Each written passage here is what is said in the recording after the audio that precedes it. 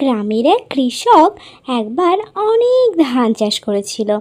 আর সেই ধানগুলো টুনি পাখির এক ঝাঁক দল আসতো আর এসে রোজ খেয়ে সেখান থেকে চলে যেত।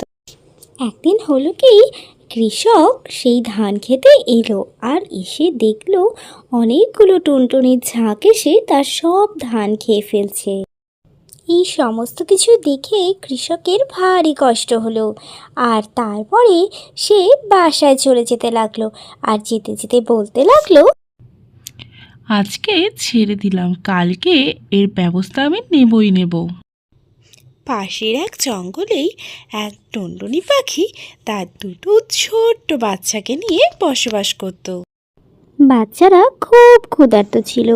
বাচ্চাদের কান্না দেখে টুনটুনি বলল, আমার লক্ষ্মী সোনামণিরা, তোমরা এমন করে কান্নাকাটি করো না, আমি তোমাদের জন্য এক্ষুনি খাবার খুঁজে আনছি।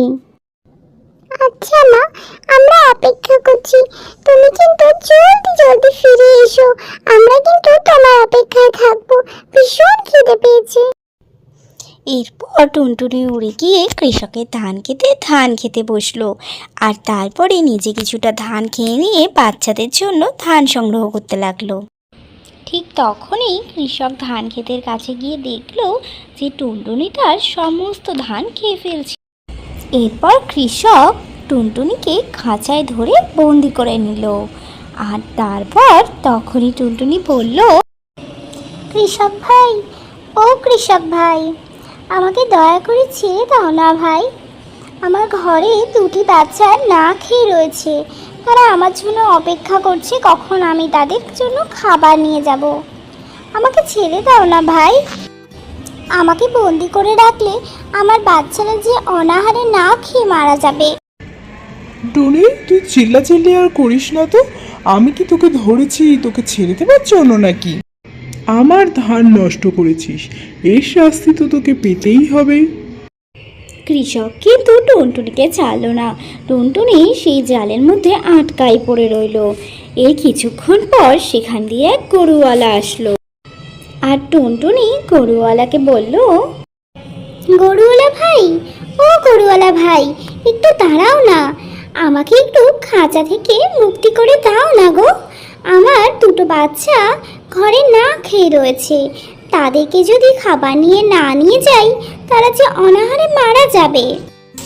আমাকে একটু দয়া করো না ভাই, দয়া করে আমাকে একটু ছেড়ে দেবে।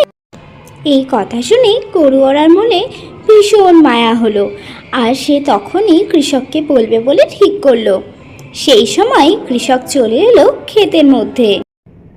আরে কৃষক ভাই, তুমি টুনিকে কেন আটকে রেখেছো ভাই? ওর যে দুটি বাচ্চা আছে, ও না গেলে তারা যে না খেয়ে মারা যাবে ভাই। না হয় তুমি আমার গরু দুটো নিয়ে নাও আর তারপর টুনিকে ছেড়ে দাও ভাই। ওই গরুওয়ালা, বেশি কথা বলতে হবে না টুনির হয়ে, তুমি তোমার নিজের কাজ করো আর আমাকে আমার কাজ করতে দাও, আমি টুনিকে ছাড়বো না। এরপর গরুওয়ালা মন খারাপ করে চলে গেল। আর তারপর কৃষকও সেখান থেকে চলে গেল। তারপর টুনটুনি পাখিও সেই জালের মধ্যে আটকা পড়ে একাই পড়ে রইল।